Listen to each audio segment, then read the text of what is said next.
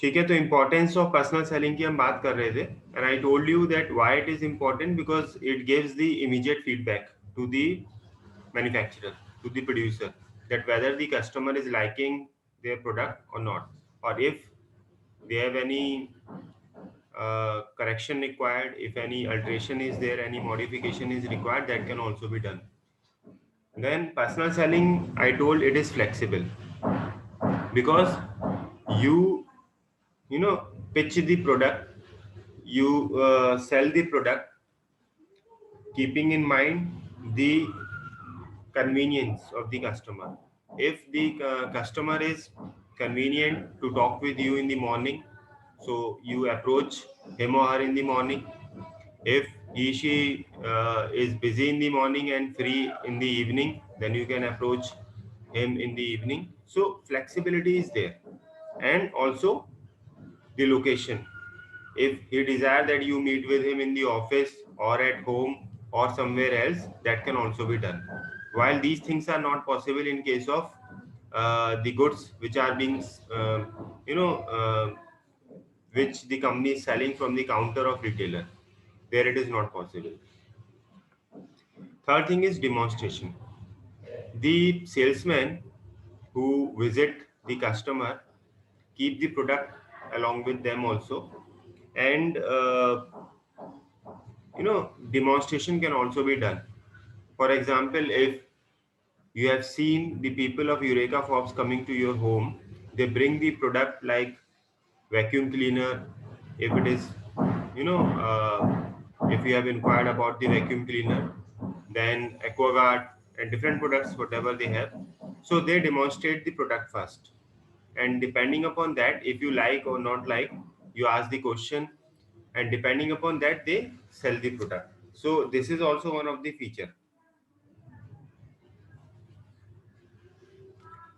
Although in several cases demonstration is shown by the people, like अगर आप mobile खरीदने जाते हो तो आप मोबाइल का भी एक डिमॉन्स्ट्रेशन आपको रिटेलर दिखा देता है, लेकिन बहुत से ऐसे प्रोडक्ट हैं जो टेक्निकल नेचर के हैं, वहां डिमॉन्स्ट्रेशन पॉसिबल नहीं हो पाता, तो वो पर्सनल सेलिंग के थ्रू ही बेचा जा सकता है।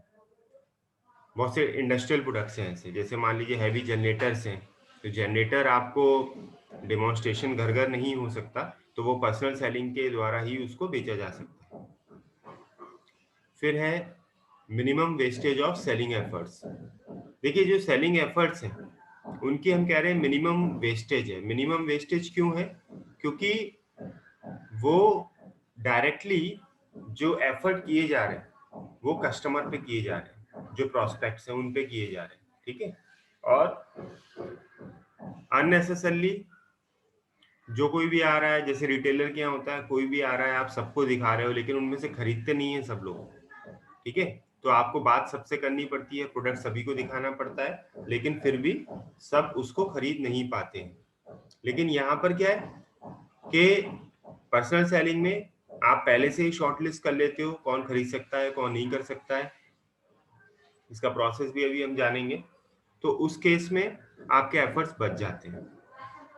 फिर है clarification of doubts, queries, objection. Hand to hand आप जब डिमॉन्स्ट्रेशन दिखा रहे होते हैं, जब आप डिमॉन्स्ट्रेशन की बात कर रहे होते हैं, उसी समय ही आप कस्टमर्स के जो भी डाउट्स हैं, जो भी क्वेरीज हैं, और अगर कोई ऑब्जेक्शंस हैं, ठीक है, तो उनको भी हैंडल किया जा सकता है। डिमॉन्स्ट्रेशन देते देते ही उनके भी जवाब या उनको भी सॉल्यूशंस बताए जा सकते हैं, ठीक है, जो कि और किसी माध्यम से पॉसिबल नहीं है। फिर है perform entire selling job. Basically यहाँ पर पर्सनल सेलिंग में पूरा जो सेलिंग जॉब है, आपको सेटिस्फाई भी करना है, आपको बेचना भी है, आपको उससे पैसे भी कलेक्ट करने हैं, फिर पोस्ट परचेज आपको उसकी रिकॉर्ड भी रखना है, सर्विस भी देनी है, तो पूरा का पूरा जो सेलिंग जॉब है वो आपको यहाँ पर परफॉर्म करना होता है, ठीक है। मोर कस्टमर सेटिस्फेक्शन, अक्सर देखा गया है कि पर्सनल सेलिंग के थ्रू जो कस्टमर्स हैं वो ज्यादा सेटिस्फाई दिखते हैं।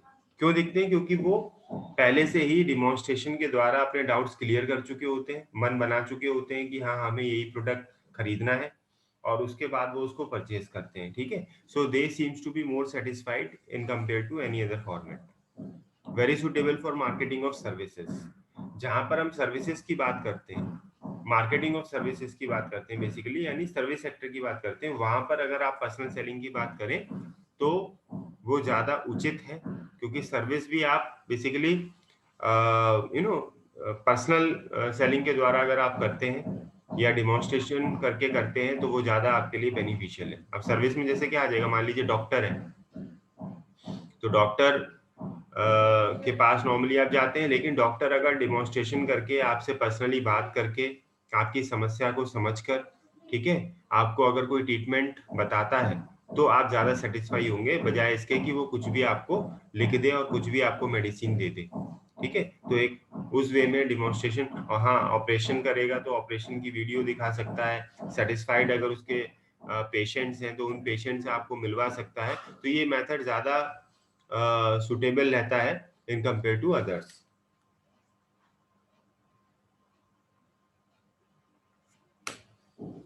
फिर आता है क्रिएशन ऑफ डिमांड। तो नॉर्मल सी बात है कि एक सेल्स पर्सन जो आपसे मिल रहा है, प्रोस्पेक्ट कर रहा है आपसे, आपको शॉर्टलिस्ट किया है, वो बेसिकली डिमांड भी क्रिएट कर रहा है। और डिमांड इसमें कैसे क्रिएट होती है? वर्ड ऑफ माउथ से। ठीक है, अच्छा, जब आप बोलते हैं किसी प्रोडक्ट के बारे में, अगर आप किसी प्रोडक्ट से सेटिस्फाई है, ठीक, तो आप क्या करेंगे, आप 10 लोगों को बताएंगे कि यार उस कंपनी का प्रचार, उस कंपनी का हमने प्रोडक्ट इस्तेमाल किया, और कस्टमर बताएगा कि सेल्स पर्सन घर पे आया, उसने सब चीज समझाई। ठीक है, तो अच्छी बातें जब होंगी तो अच्छी बातें वो आगे फैलेंगी, 10 लोगों में जाएंगी, तो इजिली उनका जो डिमांड है वो बढ़ेगी। तो creation of demand is also there in personal selling. Promote new product. आप पुराने, आप बहुत सी जगहों पर ऐसा होता है कि आप पुराने प्रोडक्ट्स की मान लीजिए सर्विस करने जा रहे हैं। ठीक है, कोई अगर प्रोडक्ट लगा हुआ है, मान लीजिए एक्वागार्ड आप इस्तेमाल कर रहे हैं, तो वो उसकी सर्विस के लिए गया है बंदा, लेकिन सर्विस करते करते ही वो आपको नया प्रोडक्ट के बारे में भी डिटेल बता सकता है।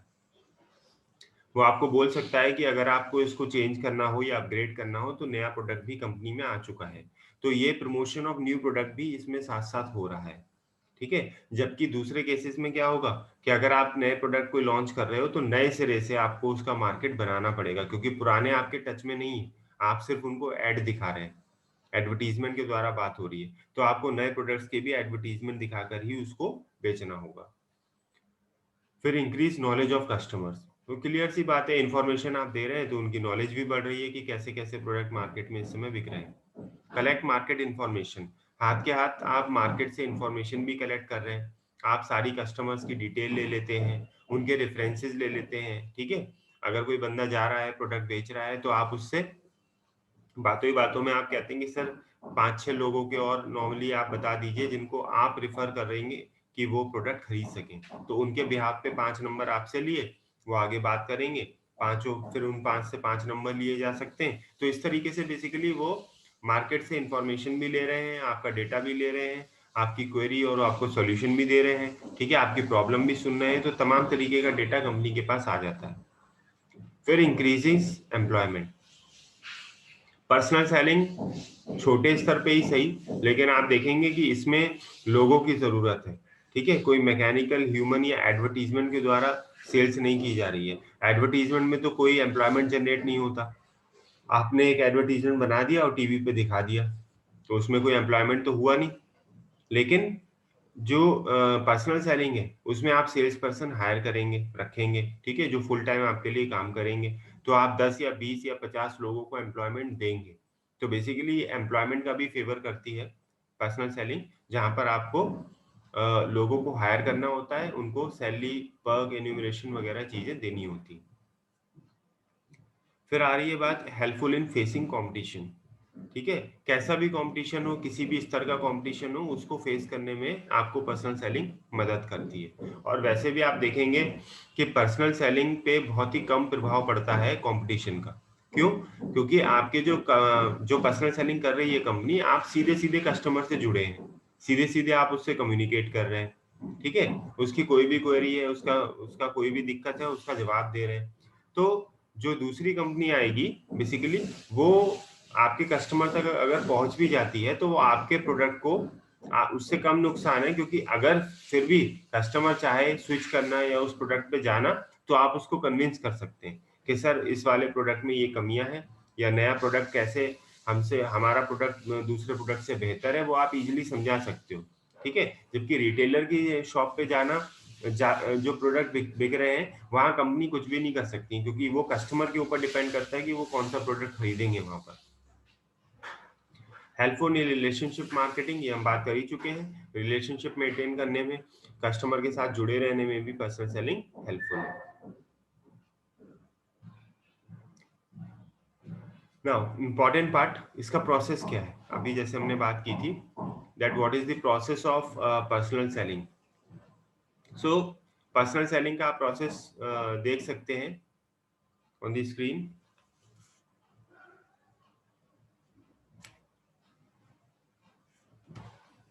See it starts from attaining knowledge. सबसे पहला पर्सनल सेलिंग जो प्रोसेस से स्टार्ट होगा वो है नॉलेज लेने से।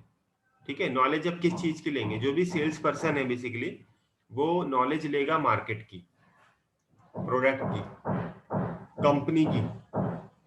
ठीक है, और कॉम्पिटिटर्स क्या क्या है किसी मार्केट में, उन सब की। तो आपको पता चल जाएगा। सबसे पहले आप सेल्समैन आया तो वो कंपनी जो प्रोडक्ट बेच रही है पहले अपने बारे में बताएगी कि हम क्या हैं, हम कितने सालों से हैं मार्केट में। ठीक है, अपने प्रोडक्ट के बारे में बताएगी कि ये प्रोडक्ट आपको बेचना है, ये प्रोडक्ट कैसे बन रहा है, ये प्रोडक्ट की क्या खासियतें हैं, ठीक है, इसके इंग्रेडिएंट्स क्या हैं, वगैरह वगैरह। तो ये चीजें उनको बताई जाएंगी। फिर किस मार्केट में बेचा जा रहा है, उस मार्केट में क्या हो रहा है पिछले कुछ सालों से, उस मार्केट में कैसे प्रोडक्ट बिक रहे हैं।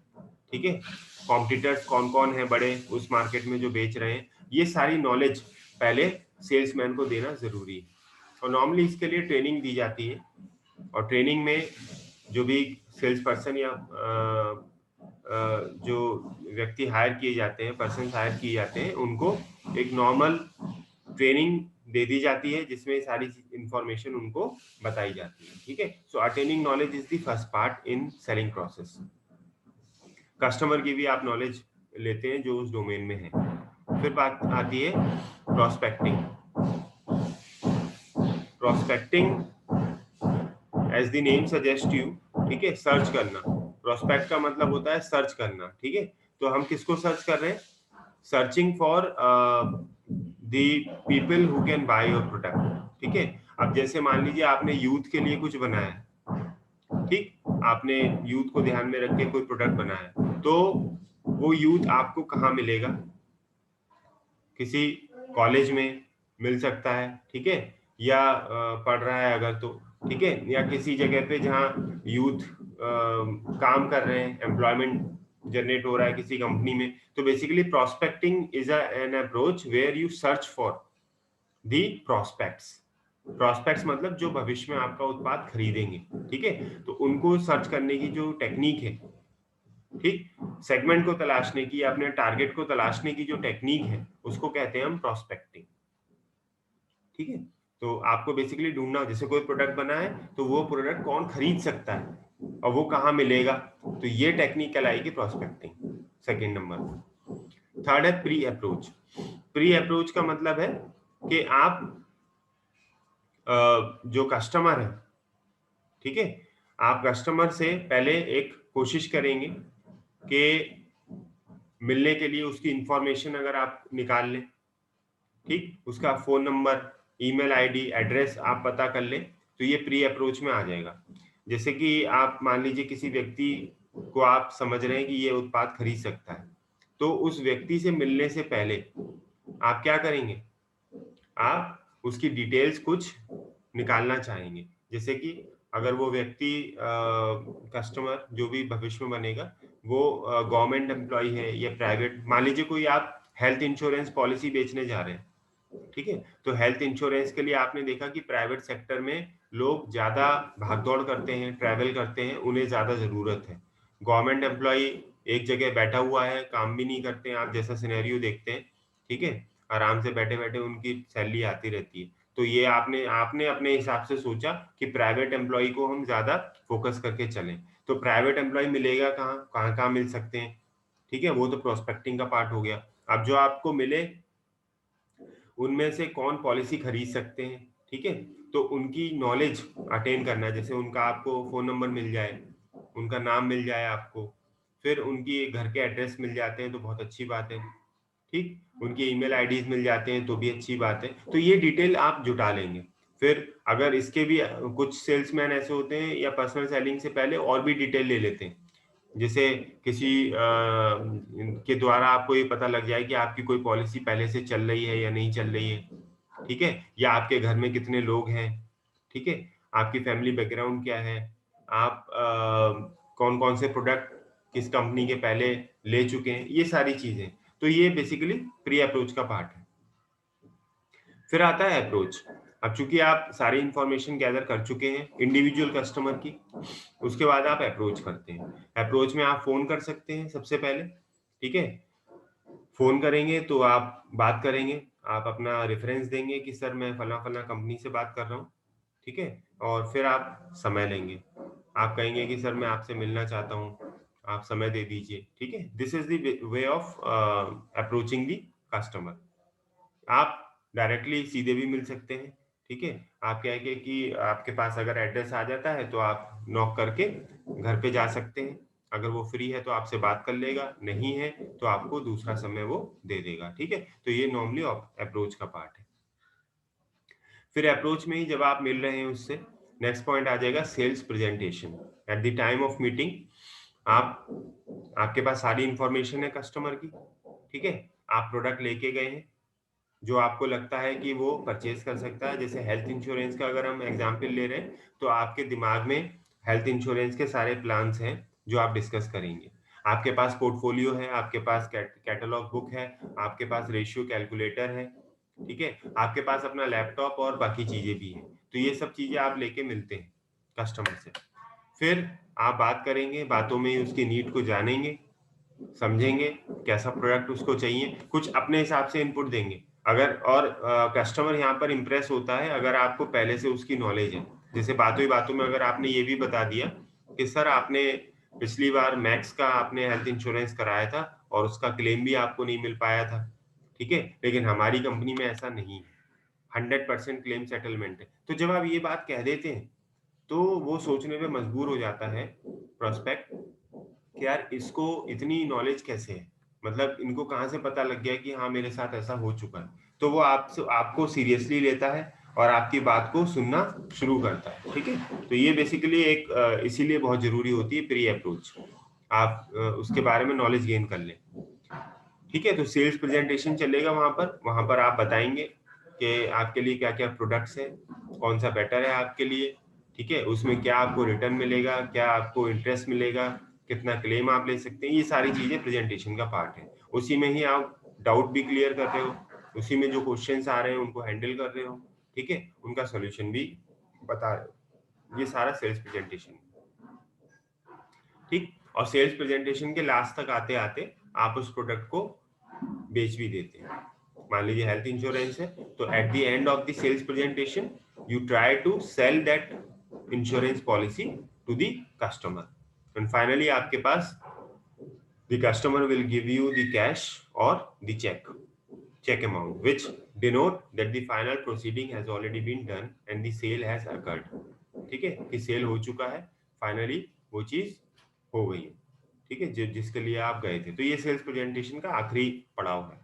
और लास्ट में आता है फॉलो अप, ठीक है, आपने प्रोडक्ट बेच दिया, फॉलो अप तुरंत जरूरी नहीं है, लेकिन हाँ आप शुरुआत कर सकते हो। आपने जब बेचा, ठीक है, उसके बाद भी आप एक हेल्दी नोट देंगे कि सर हमारे कंपनी से जुड़ने के लिए बहुत बहुत शुक्रिया, ठीक है, वी वेलकम यू। उसके अलावा जो ग्रीटिंग नोट है उसका मैसेज आप सेंड करेंगे ऑनलाइन, अगर वो कस्टमर आप डिटेल चढ़ा चुके हो तो कंपनी की तरफ से ग्रीटिंग नोट जाएगा, ठीक है। आप उसका नंबर सेव करते हैं कस्टमर का, कस्टमर को भी अपना और अपनी कंपनी का नंबर आप दे देते हैं फॉर फ्यूचर रेफरेंस कि अगर कोई दिक्कत हो तो वो कहाँ बात करे, ठीक है। और फिर आप 2-4 दिन बाद भी उससे बात करते हैं कि सर आपको कोई दिक्कत तो नहीं है, पॉलिसी का डॉक्यूमेंट, पॉलिसी का बॉन्ड आप तक पहुंच गया है, नहीं पहुंचा है तो मैं चेक करता हूँ कहाँ पे है, मैं पर्सनली आपको दे दूंगा। इस तरीके की चीजें आप नॉर्मली कर सकते हो, ये सब फॉलो अप का पार्ट है। क्लियर है इतना? Yes, sir. Yes, sir. इसमें आगे देखिए टाइप्स ऑफ सेलिंग, ठीक है, या टाइप्स ऑफ सेलर्स भी अगर पूछा जाए या टाइप्स ऑफ सेलिंग पूछी जाए, ठीक है, तो यही चार्ट आप एक्सप्लेन करेंगे। और कहीं कहीं बुक में ये सेलिंग फंक्शन के नाम से, मतलब कि सेलिंग फंक्शन भी कैटेगराइज किया जा सकता है। जैसे स्टार्टिंग में ही हमने बात की थी कि सेलिंग तो हम एक नॉर्मल सी शब्द इस्तेमाल कर रहे हैं कि कोई चीज बिक रही है, लेकिन बिक कहाँ रही है, किस परिस्थिति में बेची जा रही है, कैसे बेची जा रही है, उसके हिसाब से सेलिंग हैज डिफरेंट टाइप्स। तो 3 तरीके से हम इसमें बात कर सकते हैं। एक वो है जो ऑर्डर टेकर्स है, ठीक है, ऑर्डर टेकर जो ऑर्डर ले रहे हैं, ऑर्डर टेकर, ठीक है। एक है ऑर्डर गेटर्स। ऑर्डर गेटर्स कौन हुए? जिनको ऑर्डर मिल रहे हैं। एक है ऑर्डर टेकर, ठीक है, एक है ऑर्डर गेटर जिन्हें मिल रहे हैं।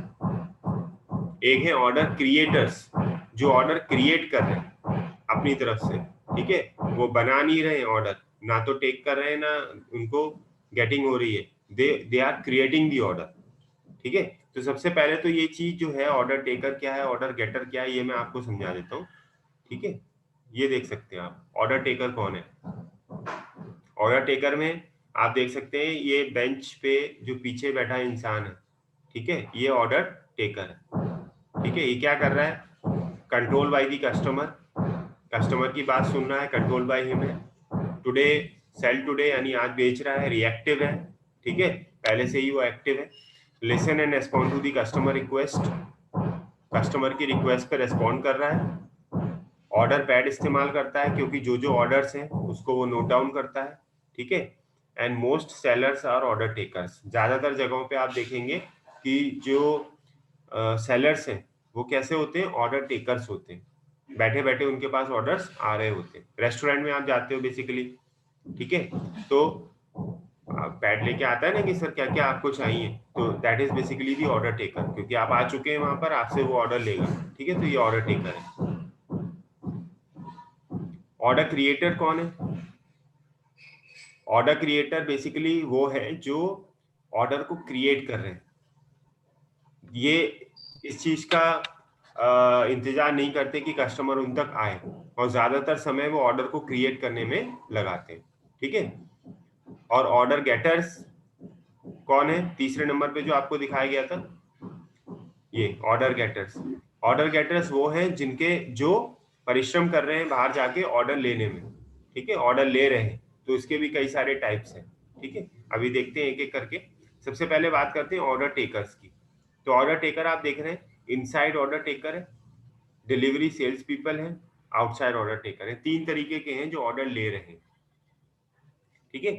सबसे पहला है इनसाइड ऑर्डर टेकर। इनसाइड का मतलब प्रेमाइसिस के अंदर है, कहीं बाहर नहीं जा रहा, ठीक है, प्रेमाइसिस के अंदर है और ऑर्डर ले रहा है। जैसे मैंने एग्जांपल दिया था रेस्टोरेंट में, तो रेस्टोरेंट में जो बंदा है वो रेस्टोरेंट के अंदर ही है।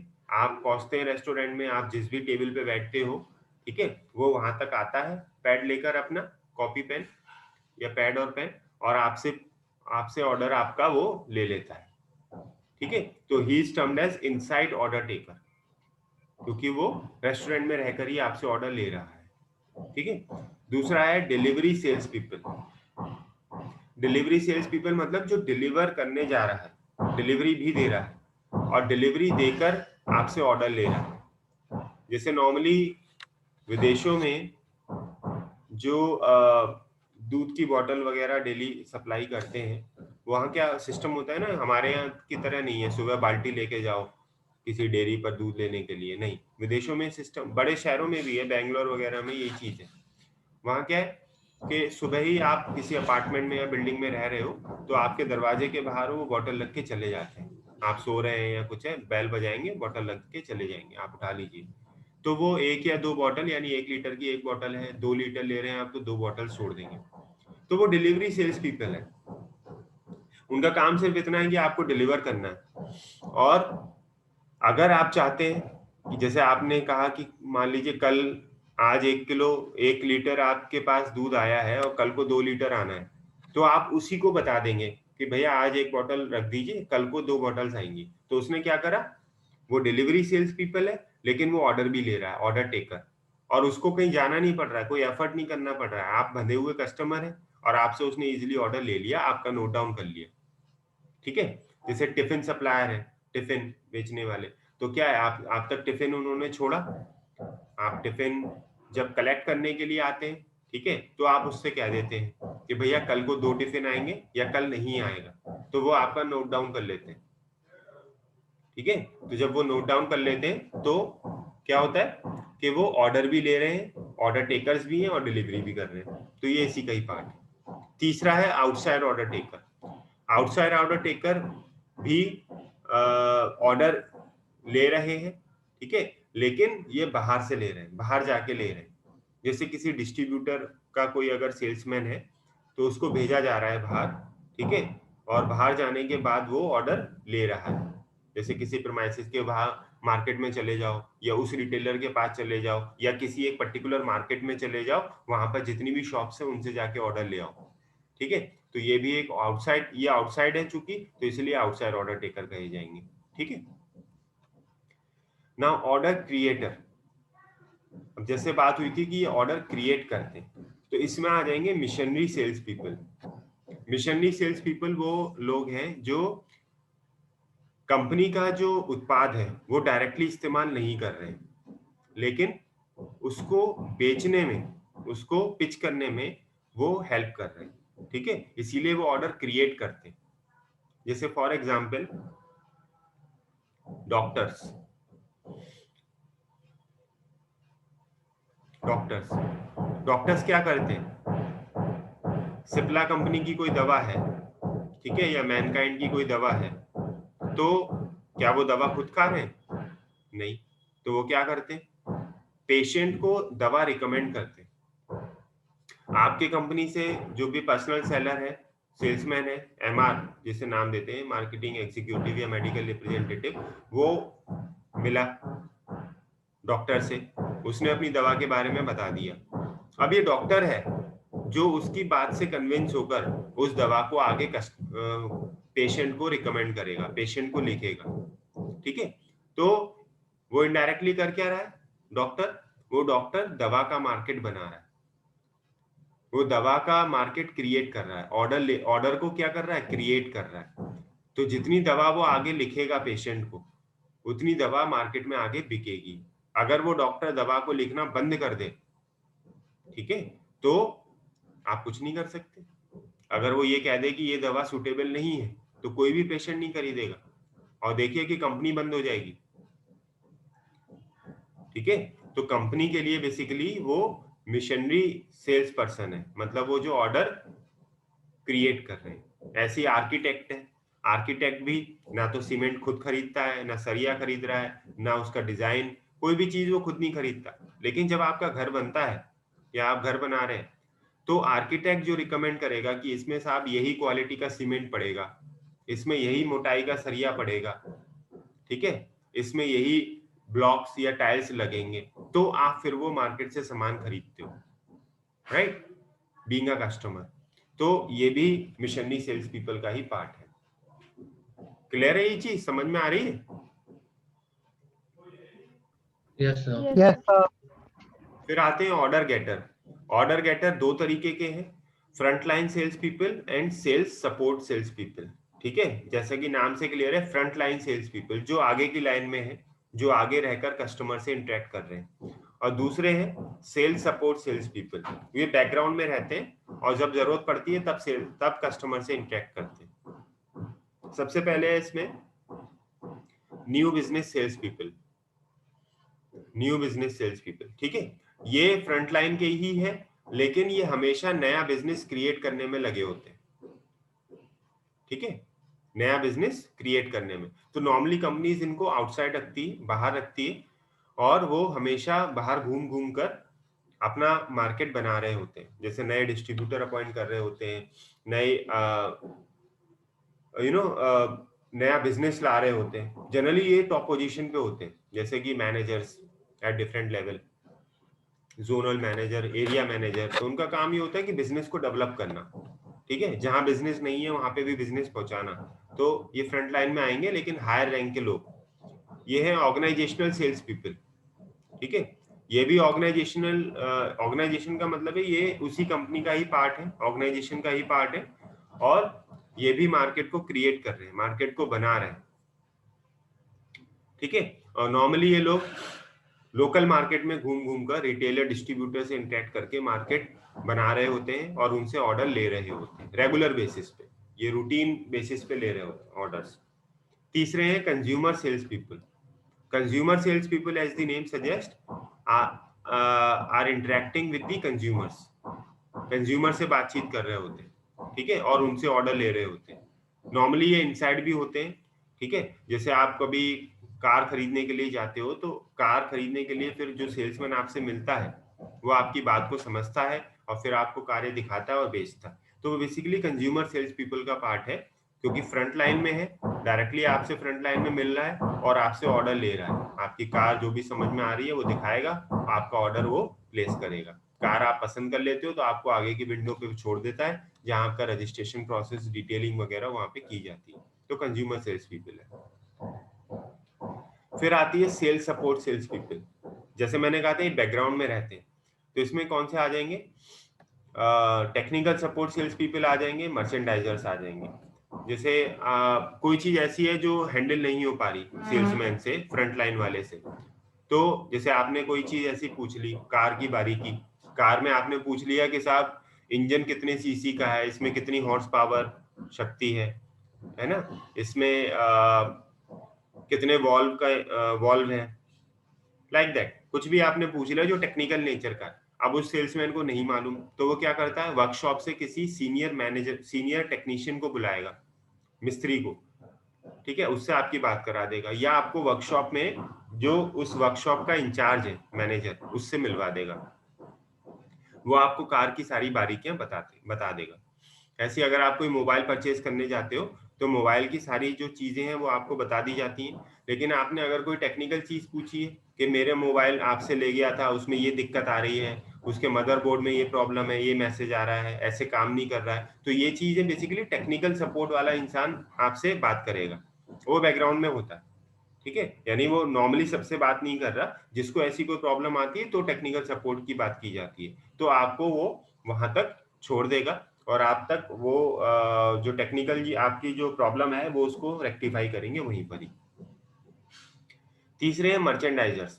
मर्चेंडाइजर मतलब जो प्रीमाइसेस के मालिक लोग हैं, ठीक है, जो उस पर्टिकुलर कहना चाहिए जो उस ऑफिस को मेंटेन कर रहे हैं, मैनेज कर रहे हैं, ठीक है। तो मर्चेंडाइजर ही नॉर्मली रहते हैं, ओनर्स रहते हैं। जैसे ओनर सभी से नहीं मिलते। अब मान लीजिए कोई पुराना ग्राहक है, उसने बल्क में कोई चीज आपसे खरीदी, ज्यादा क्वांटिटी में खरीदी, वो डिस्काउंट चाहता है, तो डिस्काउंट चाहता है तो मैनेजर के हाथ में नहीं है, या तो मैनेजर ओनर से पूछेगा, या क्या करेगा कि आपको ले जाके उनसे मिलवा देगा कि सर ये हमसे एक गाड़ी पहले खरीद चुके हैं और ये इन्होंने हमसे दूसरी कार खरीदी है, तो दूसरी कार खरीदने में कुछ डिस्काउंट चाहते हैं, तो वो उस फ्रेंचाइज, उस डीलर का जो ओनर है, मर्चेंडाइजर है, वो बेसिकली आपको रिकमेंड करेगा कि ठीक है पुराने कस्टमर, इनको 5% का डिस्काउंट दे दिया जाए, 10% डिस्काउंट दे दिया